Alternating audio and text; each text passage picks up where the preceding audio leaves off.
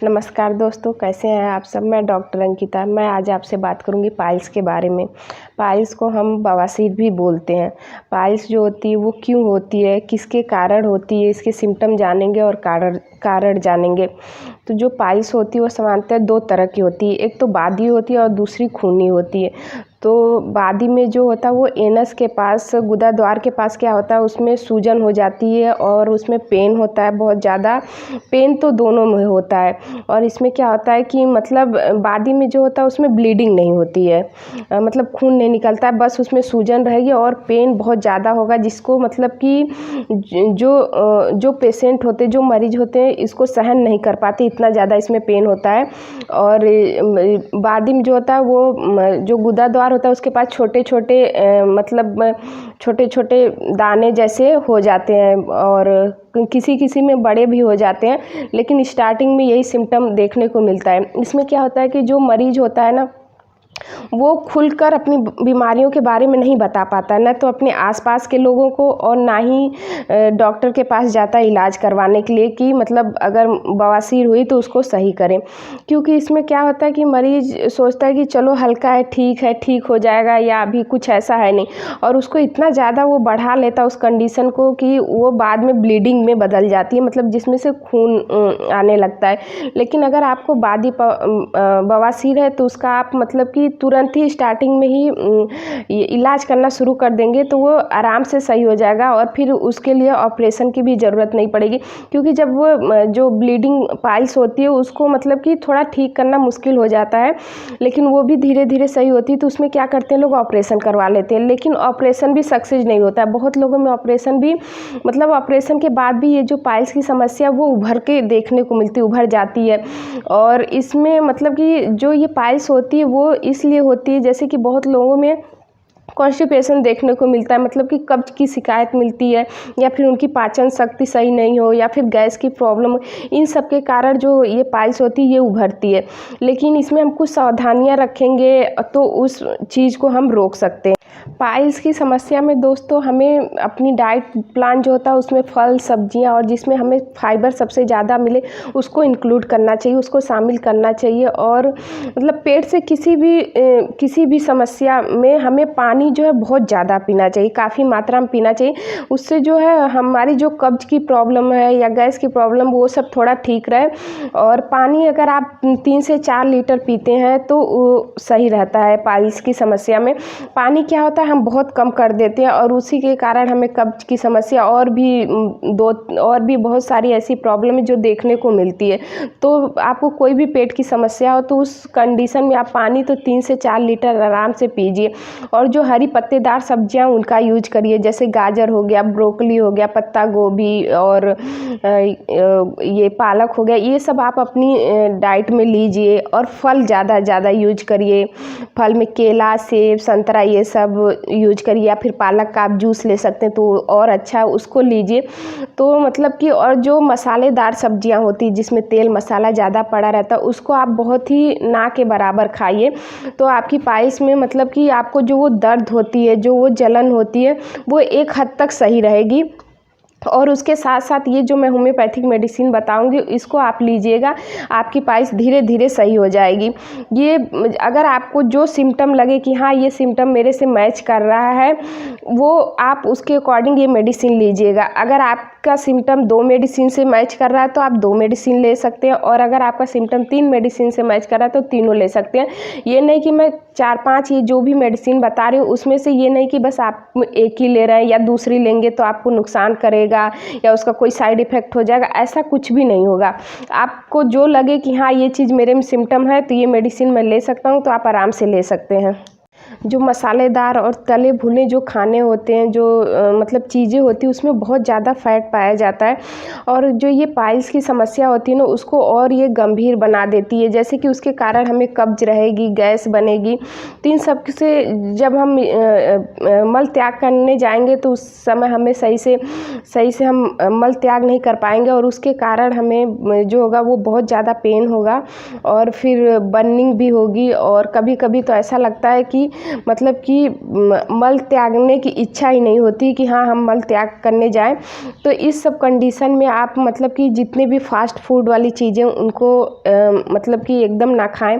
जैसे कि आप बाहर की कोई चीज़ खा रहे हो उसको ना खाएं, कोल्ड ड्रिंक ना पिएं, और भोजन जो भी कर रहे हैं उसको खाना को एकदम चबा चबा कर खाएं। और जैसे कि आपको अगर महसूस हो कि हाँ हमें शौचालय जाना है तो उस समय आप शौचालय भी जाएं। सुबह 1 से 2 गिलास गुनगुने पानी का सेवन करें, जैसे उठे वैसे गुनगुना पानी पिएं।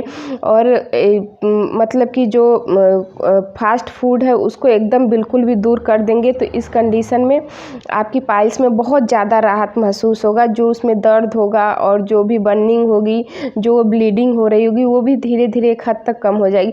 लेकिन आपको यही कोशिश करना चाहिए कि जो प्री स्टेज होता है तभी आप मतलब बिना शर्म किए अपने फैमिली में बताएं या जो भी आपके आसपास उनको बताएं और डॉक्टर के पास आप उसका इलाज करवाने जाएं। उसको बढ़ाइए मत, उस चीज़ को रोकिए। बीमारी को कभी बढ़ाया नहीं जाता।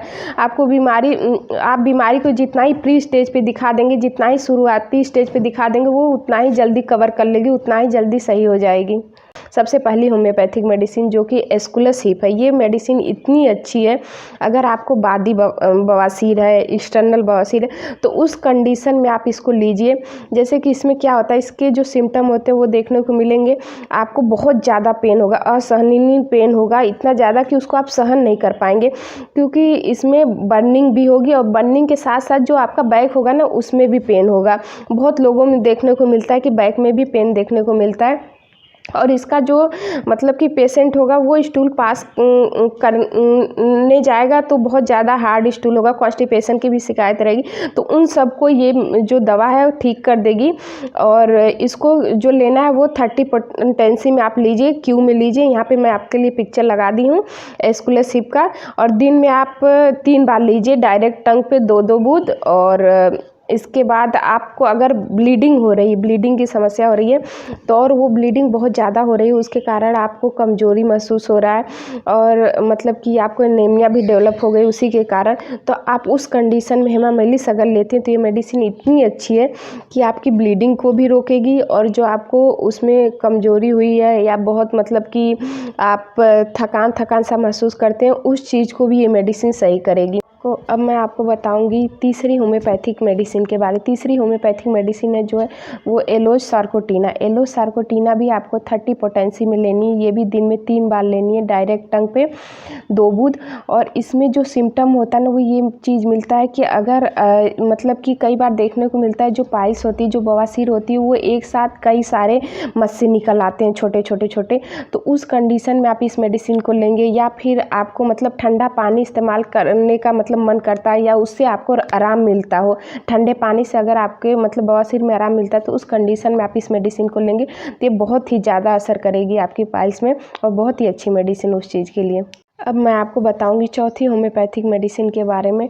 चौथी जो होम्योपैथिक मेडिसिन है वो कॉस्टिकम। इसको आपको 30 पोटेंसी में लेना है। ये भी क्यू ही रहेगी, दिन में 3 बार आपको लेना है, सुबह शाम दोपहर। इसको भी डायरेक्ट टंग पे 2 बूंद लेना है। इसके जो सिम्टम है वो आपको देखने को मिलेंगे, जैसे कि इसकी जो पाइल्स होगी वो बहुत ज़्यादा बड़ी होगी और बहुत ही हार्ड होगी। आपको टच करने में बहुत ज़्यादा पेन होगा, उसको टच करने का मतलब कि बिल्कुल भी इच्छा नहीं करेगी। और इसमें जो होता है ना, अगर आप चलते हैं या फिर खड़े रहते हैं तो उसमें जो आपकी पाइल्स की समस्या है उसमें बहुत ज़्यादा पेन होगा, बहुत ज़्यादा दर्द जो है वो बढ़ जाएगा। तो उस कंडीशन में अगर आप इस मेडिसिन को लेते हैं तो ये बहुत ज़्यादा इफेक्टिव मेडिसिन है, क्योंकि इसमें जो है वो पाइल्स बहुत हार्ड रहेगी, टच करने पे मतलब बहुत ज़्यादा एकदम कड़ी मतलब महसूस होगी।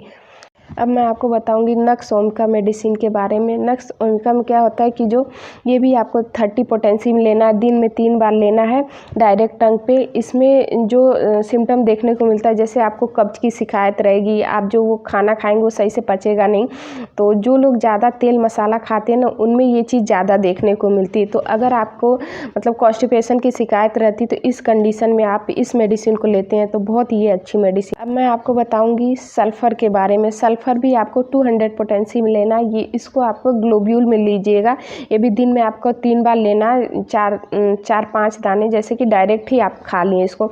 इसके जो सिम्टम है ना वो मतलब जो मरीज़ होते हैं उनमें ये मिलेगा कि जब वो मल त्याग करने जाएगा ना तो उसमें बहुत ज़्यादा पेन होगा, उसको मल त्याग करने की बिल्कुल भी इच्छा नहीं होगी, और मल त्याग करने के बाद बाहर आने के बाद उसको ऐसा लगेगा कि मुझे फिर से जाना है, मतलब अभी भी अंदर है, अभी भी अंदर है, मुझे फिर से मतलब मल त्याग करने के लिए जाना, उसको ऐसा ये चीज़ महसूस होता है। तो आप इस कंडीशन में भी ये मेडिसिन ले सकते हैं। और मतलब कि आपको ये नहीं कि भाई एक ही चीज़ लूँगा या फिर दूसरी नुकसान कर देगी, ऐसा कुछ भी नहीं है।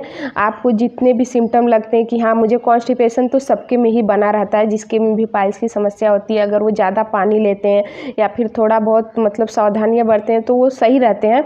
लेकिन अगर मतलब किसी में भी लगता है कि हाँ मुझे मतलब कि कब्ज की प्रॉब्लम है, गैस बनती है, तो आप आराम से नक्स भी ले सकते हैं, उसके साथ आप एस्कुलस भी ले सकते हैं, हेमामेलिस भी ले सकते हैं। मतलब जो भी आपको सिम्टम इसमें से लगे कि हाँ ये सिम्टम मेरे में है, वो आप मेडिसिन आराम से ले सकते हैं। जैसे जैसे मैं पोटेंसी बताई हूँ उसको उसी के अकॉर्डिंग खाएंगे, और मैं यहाँ पे पूरा पिक्चर भी लगा देती हूँ मेडिसिन की, वो आप लोग देख के उसी के अकॉर्डिंग अपनी मेडिसिन करिए। आज के लिए बस इतना ही, मिलती हूँ आपसे नेक्स्ट वीडियो में, तब तक के लिए थैंक यू सो मच।